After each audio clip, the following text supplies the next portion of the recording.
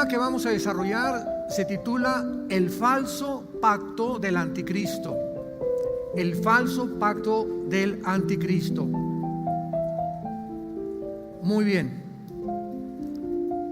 En este pasaje de Daniel capítulo 9, la Biblia nos revela que hay una profecía impresionantemente maravillosa que puede terminar con todo el escepticismo, el agnosticismo, inclusive el mismo ateísmo de las personas, porque solo Dios podía haber profetizado con tanta exactitud y con tantos detalles el acontecimiento que está comenzando a sucederse en el siglo XXI en el Medio Oriente.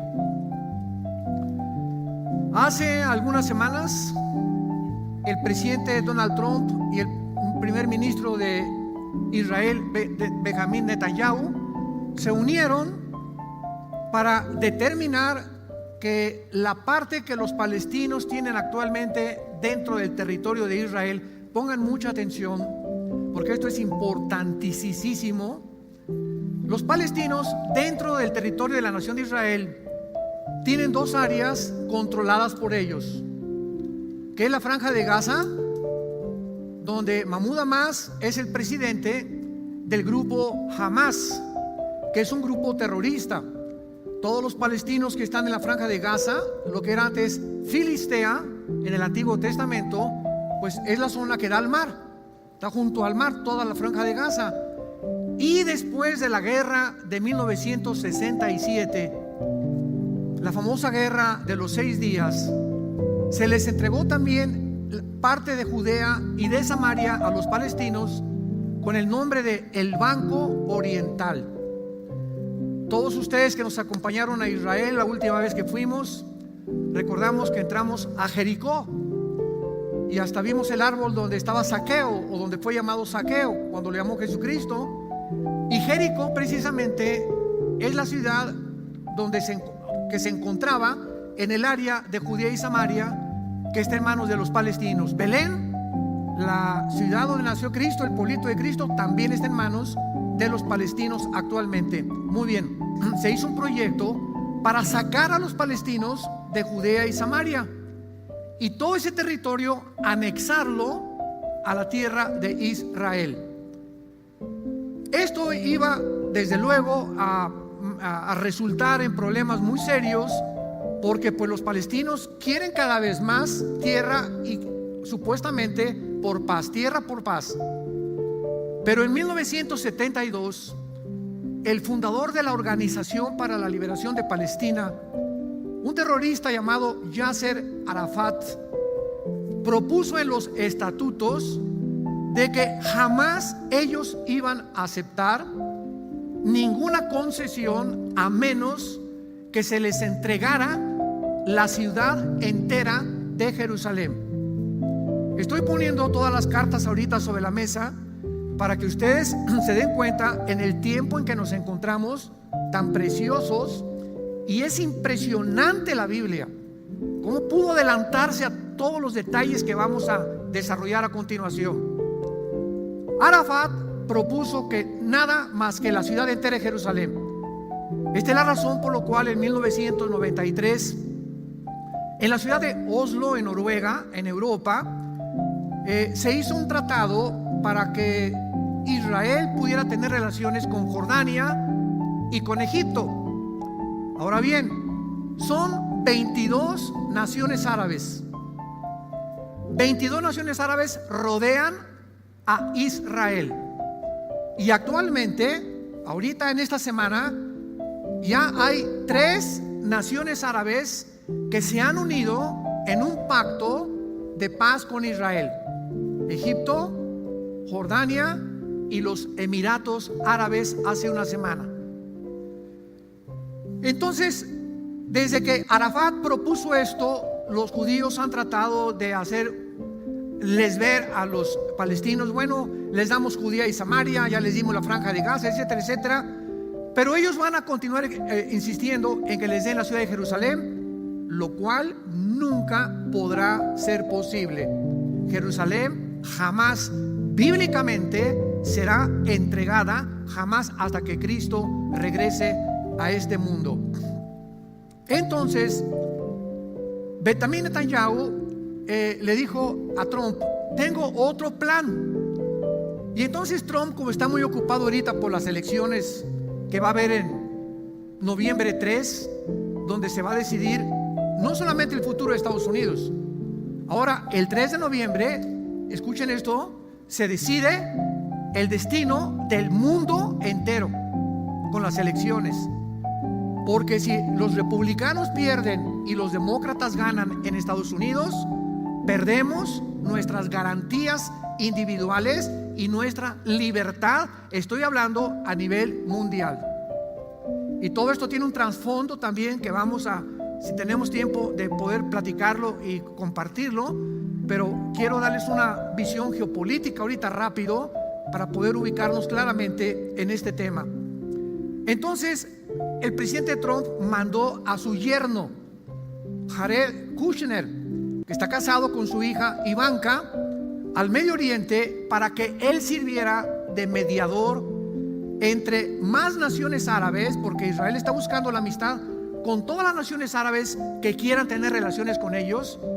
Y este hombre, el yerno de Trump, consiguió que los Emiratos Árabes son 7 naciones o 7 pueblos, podríamos decir. Por eso se llaman Emiratos. Viene la palabra Arahat en hebreo, que es Emir.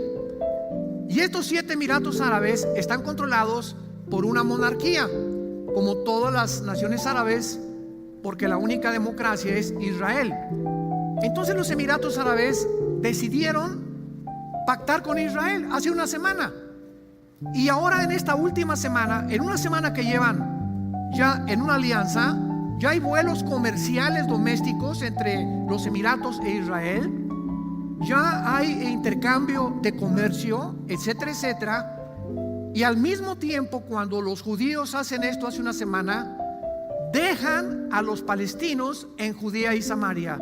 No les quitan el territorio. Y en otras palabras, les están diciendo a los palestinos, los judíos: miren, no nos interesa que ustedes se salgan, quédense dentro de nuestra tierra.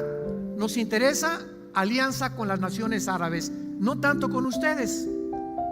Y esto no le agrada a Dios, porque como lo vamos a ver en el libro de Joel capítulo 3 versículo 1 al 2, una de las razones que la Biblia nos muestra por lo cual va a haber una tercera guerra mundial y por qué van a tratar de invadir a Israel, es porque Israel está concediendo demasiado de su tierra que Dios le prometió a Abraham, Isaac y a Jacob a sus enemigos.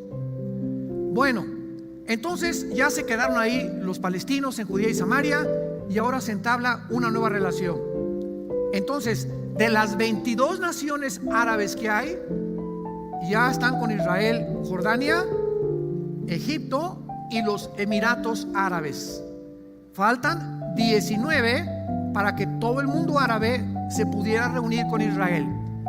Sin embargo, en la Biblia, en el capítulo 9 de Daniel, encontramos esta revelación de las 70 semanas, que la mayor parte de ustedes ya están relacionados con esta profecía, donde Daniel busca a Dios en oración en todo el capítulo, preguntándole si ahora que regresaran de Babilonia ya se iba a cumplir el reino mesiánico prometido en 2 de Samuel 7 al rey David, donde el trono de David tendría un heredero que sería el Hijo de Dios, Jesucristo. Sin embargo, el ángel que se le aparece en Daniel 9 a Daniel no le dice que el reino mesiánico sigue inmediatamente, sino que tendrían que pasar algunos eventos antes de que el Mesías regresara. Por eso se llama las 70 semanas de Daniel. Pero como los judíos tenían semanas de días y de años, esta semana, esta palabra Shebúa, en el versículo 24, 70 semanas, Shebúa Shabu, significa semanas de años. ¿Cuánto es 7 por 7? 49. Dios le dice a Daniel: Daniel, 490 años faltan para que yo trate con ustedes como mi pueblo Israel. 490 años. Y voy a comenzar a decirte la forma en la que estos 490 años se van a ir sucediendo de una forma cronológica. Desde que se dé la orden de que Jerusalén comience a ser restaurada y levantada hasta el Mesías, habrá 483 años, o sea, 69 semanas. Y desde que se dio la orden, Nehemías capítulo 2, por el rey Ciro de Persia, Artajerjes, perdón, Ciro fue antes pero se interrumpió.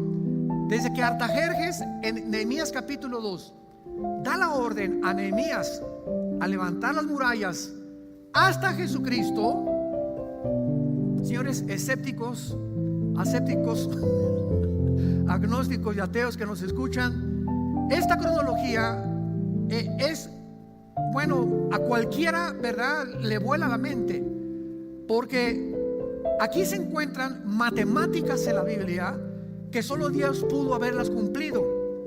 Y precisamente desde que se dio la orden de la reconstrucción hasta que Cristo entró en un burrito a Jerusalén, se cumplieron 483 años. Muy bien. Pero la profecía que dice que tenía que ser 490 años. ¿De acuerdo? ¿Me van siguiendo? ¿Vas tomando nota? Entonces, ¿cuántos faltan? Faltan 7 años. 483 ya se cumplieron. Y entonces los judíos rechazan al Mesías. No queremos nada contigo, no, tú no eres el Hijo de Dios para nosotros, estamos esperando otra persona, etcétera, etcétera. Y se interrumpe la profecía de las 70 semanas. Y estos 7 años que faltan, Dios tiene que cumplir su palabra. Y estos 7 años que faltan son los 7 años de la famosa tribulación. Ahora, muy bien, como estos 7 años son exclusivamente para Israel, no para la iglesia, porque el plan de Dios para Israel es uno y el plan de Dios para la iglesia es otro. Tenemos en la Biblia, ustedes que estudian teología, que separar a Israel de la iglesia como dos entidades completamente diferentes. El plan para Israel se tiene que cumplir al pie de la letra y el plan de la iglesia terminará en el arrebatamiento de la iglesia. Cuando la iglesia sea sacada del mundo, Dios entonces, ya con la iglesia en el cielo y ya donde vamos a estar en el tribunal de Cristo con él, Dios entonces se vuelve a sellar a 144,000 capitalinos, toluqueños, acapulqueños, 144,000 judíos étnicos de cada tribu de Israel. Apocalipsis capítulo 7. Entonces, esta es la razón por la cual la iglesia no puede atravesar la gran tribulación, porque Dios ahora se vuelve a Israel. Ya no es la iglesia la que va a evangelizar el mundo. Cuando Jesucristo dijo en Mateo 24: y será predicado este evangelio en todo el mundo y entonces vendrá el fin, el cumplimiento de esta profecía la van a tener los judíos, no la iglesia. Nosotros nos vamos a ir en medio de una aberrante apostasía bíblica, que es precisamente la etapa que la iglesia ahorita está atravesando. Estamos atravesando la apostasía, donde se están introduciendo barbaridades a la Biblia, herejías a la Biblia, falsos apóstoles, falsos profetas, etcétera, etcétera. Todo esto forma parte del final de la iglesia, porque la iglesia va a terminar igual que como terminó Israel, en la apostasía. Y cuando nosotros vemos que dice la Biblia que seremos como una novia virgen sin mancha ni arruga, no significa que Dios significa que Dios nos ve así, de una forma, ¿verdad? De una forma posicional en el cielo, pero abajo en la tierra nosotros todavía tenemos pecado, y a través de muchas tribulaciones Dios ha comenzado a purificar la iglesia. Y quiero decirles algo antes de continuar adelante. Con todo mi corazón se los digo: marzo, abril, mayo, junio, julio, agosto, llevamos 6 meses de una supuesta pandemia. No vamos a meternos ahorita hemos compartido mucho, métanse a las conferencias que tenemos en YouTube. Yo he explicado muchísimo lo que está pasando, pero en estos 6 meses la iglesia, en todos estos últimos 2000 años, no había enfrentado nada semejante. Nada semejante a lo que en estos últimos 6 meses hemos atravesado. Ha habido una confusión impresionante.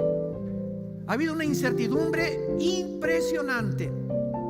Y no solamente la iglesia, el mundo entero nunca había atravesado. Siempre ha habido pandemias y pestes y plagas, pero regionales, no a nivel casi como lo estamos viendo en el siglo XXI en que nos encontramos. Pero nos damos cuenta que el mundo entró en un periodo de miedo, de una histeria y un pánico colectivo que jamás lo habíamos visto. Yo, cuando comenzó esto en las primeras semanas de marzo, me levantó Dios como a la 1 o 2 de la mañana, y así, sin saber muchas las cosas, de repente me levanté y yo comencé como a temblar, y supe que esto era del maligno. Inmediatamente me llevó Dios a 1 de Juan 5:19. El mundo entero está bajo el maligno. Entonces, cualquier cosa que pase contrario al plan de Dios o a la voluntad de Dios es del maligno. Y el miedo no es de Dios. ¿Por qué dice 1 de Juan capítulo 4 versículo 18? En el amor no hay miedo, no hay temor. Le dice Pablo a Timoteo: Dios no nos ha dado espíritu de miedo ni de temor. Es el espíritu que controla al mundo. ¿Por qué? Porque no hay manera más fácil de controlar a alguien, o a muchos, o a naciones enteras, más que a través del miedo. Cuando tú amenazas a alguien y tú te sientes amenazado por cualquier persona, tú te vuelves esclavo de la persona que te ha amenazado, porque no duermes. Me amenazó, y que me va a matar, que me va a quitar esto, mi esposo que me va a quitar a los niños. Inmediatamente nos encarcelamos. Y lo más interesante de todo esto, independientemente de lo que espiritualmente hace el miedo y el temor, lo hace a nuestro sistema inmune. Los más grandes expertos en epidemiología, virología, microbiología del mundo actualmente están de acuerdo que el sistema inmunológico del ser humano es lo que nos protege, es el sistema, el blindaje que Dios nos dio en la naturaleza perfecta que Dios nos dio para evitar virus, bacterias, microbios, etcétera, etcétera. El sistema inmune. Y el sistema inmune que tú tienes desde niños, ¿verdad? Por eso a los niños es dificilísimo que pasen lo que estamos atravesando, o los jóvenes también, es porque está muy fortalecido. Ya a los 65, 70, 75 años de edad, este sistema, este blindaje del ser humano se va debilitando cantidad. Y más si esa persona está acostumbrada a comer azúcar. El azúcar es el elemento más perjudicial para el sistema inmunológico. Te comienza a comer tus defensas, todo lo que sea dulce, demostrado ya científicamente. Después, la falta de sol. La vitamina D del sol te fortalece el sistema inmune. Número 3, la sangre vive a través de ¿qué cosa? Pues no puedes respirar, ¿cómo puedes hablar? El oxígeno, o sea, el oxígeno es la vida de la sangre. Vivimos porque respiramos.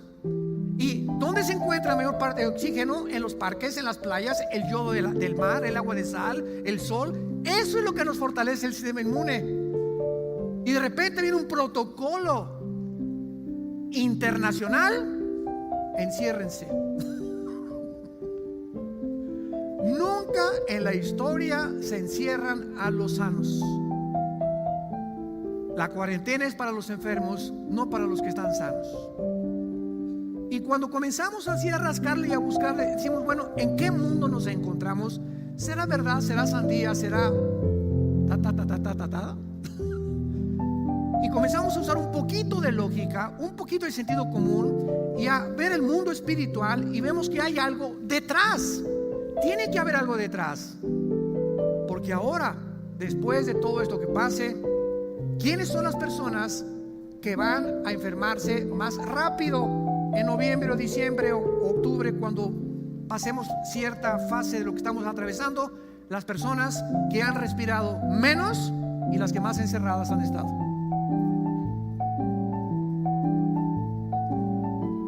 Y esta razón es por la cual Dios ha usado estos 6 meses para probarnos a todos nosotros.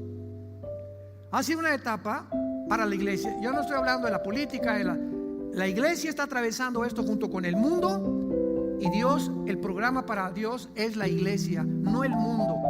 Nosotros somos la niña de los ojos de Dios, y esto lo ha permitido Dios para purificar y para demostrar que en estos últimos meses no se imaginan la cantidad de personas que se decían pastores que botaron la toalla, iglesias que no van a volver a levantarse, personas que han caído en este tiempo en el adulterio, en la depresión, en el estrés, en la ansiedad, en pastillas tranquilizantes, en la desesperación. Se han encarcelado. Y Dios, ¿dónde está tu fe? Cuando la fe es probada como ha sido probada, Dios ha demostrado a través de esto que ya viene por nosotros, y está purificando su iglesia para ver quiénes son realmente los de la Biblia. O si tú has sido únicamente una persona que vienes a la iglesia sin Biblia, casi no tienes contacto con la Biblia, no tienes contacto en oración con Dios tampoco, y a través de todo esto se purifica y se ve quiénes son realmente los verdaderos hijos e hijas de Dios, que han nacido de nuevo, que aman a Dios, apasionados por la verdad, con una vida limpia delante de Dios y una vida de santidad delante de Dios. Y ha barrido Dios como ustedes no se imaginan. La cantidad de contacto que tenemos con diferentes naciones, pastores e iglesias, como un dominó, están cayendo así uno tras otro, tras otro, tras otro, porque las iglesias estaban llenas de cristianos profesantes nada más. E iban, tomaban su torta milanesa que les daba el pastor el domingo, y lunes, martes, miércoles y jueves ni la Biblia abrían. Jamás tuvieron un contacto con Cristo, jamás pudieron introducirse en la palabra, jamás diezmaron, jamás les interesó los misioneros, jamás les interesó la obra de Dios, pero se decían cristianos de la boca para afuera. Y en aquel día me dirán, Mateo 7, Señor, Señor, y yo te diré, nunca te conocí. Pero iba en la iglesia del sur, en la avenida Universidad. Aunque hayas venido, venías de la boca para afuera, te entraba por acá todo y te salía por acá. Estos meses que hemos atravesado se podrían comparar precisamente con lo que estamos viendo aquí en el libro de Daniel, porque estos últimos 7 años que faltan de la tribulación están delante de nosotros. Están delante de nosotros. Y por eso esta conferencia se llama El Pacto Falso del Anticristo, porque ahora sí lo vamos a entender. Daniel 9, 26 y 27. Ya no les voy a regañar, más les vale. Y después de las 62 semanas se quitará la vida al Mesías, mas no por sí. Atención, y el pueblo de un príncipe que ha de venir. El pueblo de un príncipe que ha de venir destruirá la ciudad, o sea Jerusalén, y el santuario, el templo, y su fin será con inundación. Hasta el fin de la guerra durarán las devastaciones. ¿quién fue el pueblo que en el año 70 después de Cristo destruyó Jerusalén, no dejando piedra sobre piedra? ¿Quiénes fueron? Los romanos, el imperio romano. Aquí la Biblia ubica al futuro anticristo como alguien que va a resurgir del antiguo imperio romano. Nada de Estados Unidos, ni El Salvador, ni Brasil, ni Estados Unidos, nada. Tiene que ser naciones que formaron el antiguo imperio romano. Muy bien. El antiguo imperio romano estuvo formado por 3 áreas territoriales: Europa, el norte de África y parte del Medio Oriente. Entonces, el anticristo va a surgir o de Europa, o del norte de África, o de alguna parte del Medio Oriente. Sin embargo, dice la Biblia que cuando este personaje surja, versículo 27, está hablando de él, del príncipe que ha de venir, que por otra semana, o sea, por los 7 años que faltan para que Dios termine con Israel, por otra semana confirmará el pacto con muchos. Cuando surge el anticristo, estos 7 años de la tribulación no van a comenzar con el arrebatamiento de la iglesia. Sígame con cuidado. Muchas veces se predicó que en cuanto el rapto venga, al otro día el anticristo confirma el pacto y comienza la tribulación. No es así. Nosotros podemos ser sacados del mundo mañana y pueden pasar 1 año después del rapto cuando aparezca el anticristo, o 2 años. Hay un periodo intermedio entre el arrebatamiento y la confirmación del pacto. Lo que va a iniciar la semana 70 de Daniel será la firma del pacto del anticristo con la nación de Israel. Lo más importante aquí es lo que dice el versículo 27, y lo vemos ya con microscopio. Por otra semana confirmará el pacto ¿con quién? ¿Dice con quién? Confirmará el pacto con los palestinos. ¿Eso dice? Con los árabes. No dice, ¿verdad? Y este es el objeto de este estudio. ¿Quiénes son estos muchos? Ahora bien, cuando está hablando que va a confirmar un pacto, significa que anteriormente ya había un pacto. Porque la palabra confirmar es firmar algo que ya estaba anteriormente firmado, pero se va a confirmar. Entonces, en 1979 uno, en el 93 el de Oslo hubo otro, y hasta este momento ya no se ha firmado ningún pacto más que con los Emiratos Árabes. Pero lo más importante es que en el capítulo 38 y 39 de Ezequiel, ahorita lo vamos a ver, se profetiza una invasión de Rusia contra Israel. Y a Rusia en esta invasión le va a seguir Irán, que aparece con el nombre de Persia en la Biblia. Le va a seguir Turquía, que aparece con el nombre de Togarma.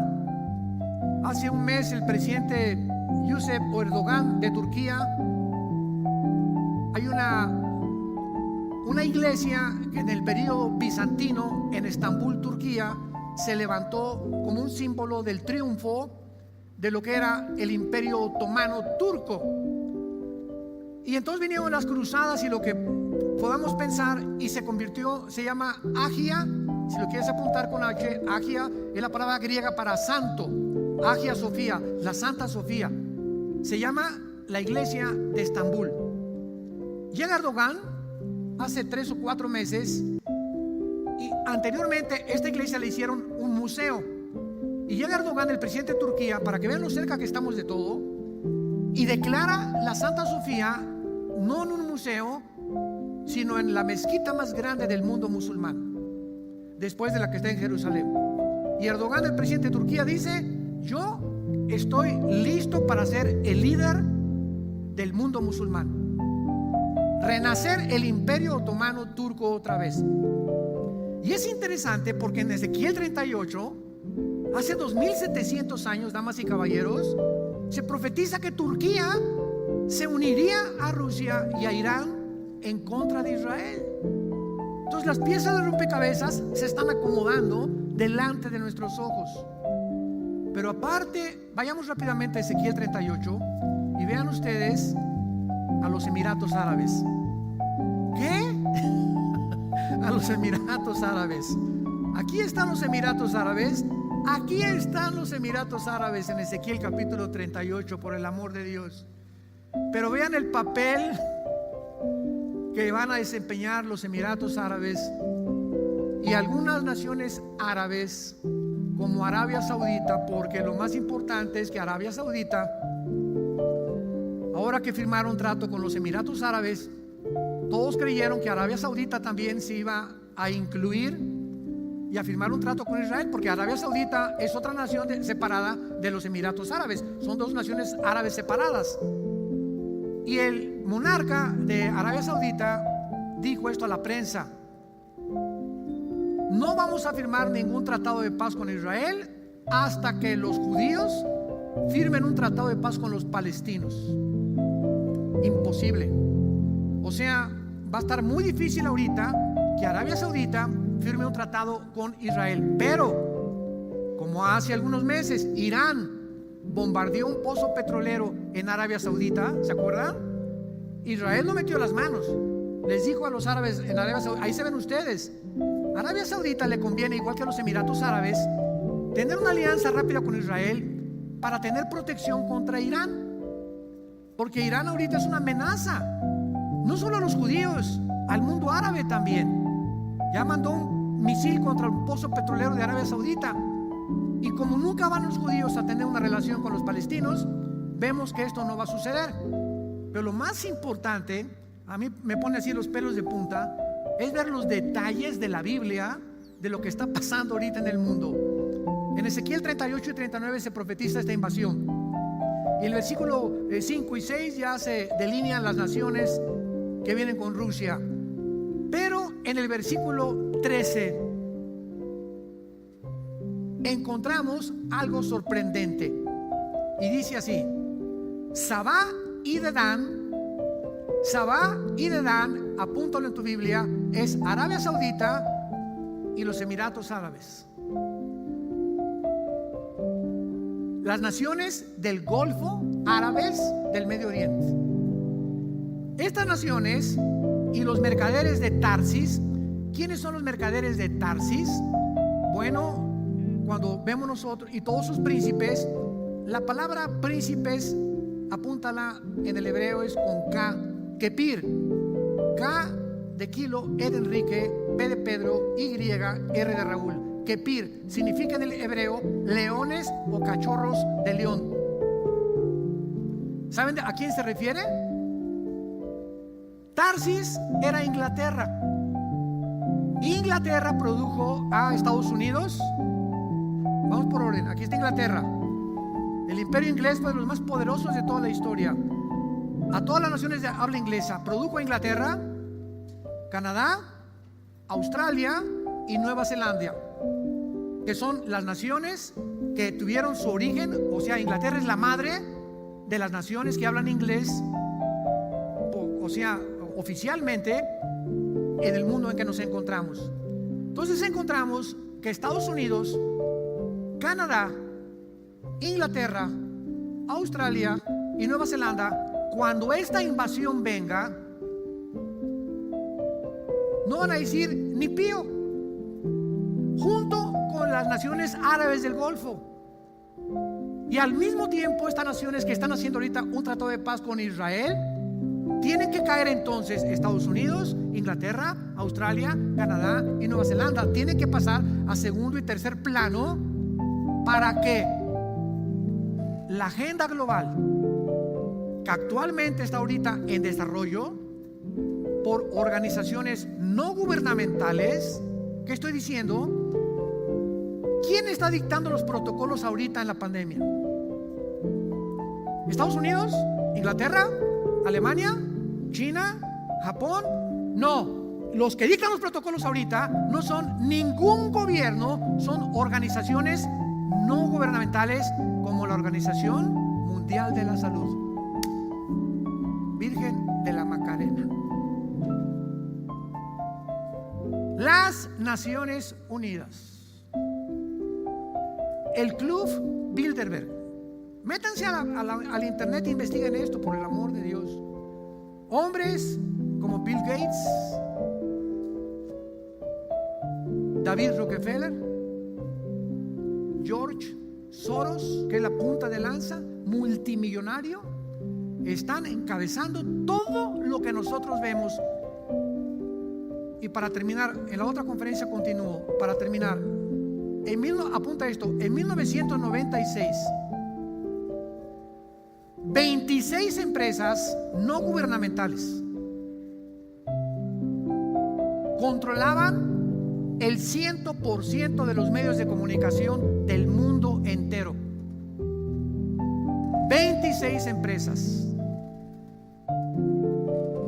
Septiembre del año 2020, en el cual nos encontramos actualmente, 6 empresas en el mundo entero hoy controlan todas las estaciones de radio, incluida la charrita del cuadrante. La que tú me quieras mencionar, CNN, BBC News, la que tú me quieras mencionar, radio y televisión, todo lo que son medios, están en 6 familias. Y ellos son los que les dicen a la OMS: hagan esto, hagan aquello. Y los gobiernos tienen que aceptarlo e implementar las órdenes, porque si no lo hacen, los van a acusar de xenófobos, los van a acusar de irresponsables, los van a acusar: en tu país se están muriendo más que en otros lados y los gobernantes no quieren perder su puesto para las próximas elecciones, etcétera, etcétera. Y todo está controlado en el mundo por 6 empresas. Estamos gobernados 7.4 millones de seres humanos que hay ahorita en el mundo, controlados por los medios de comunicación, en manos de 6 empresas.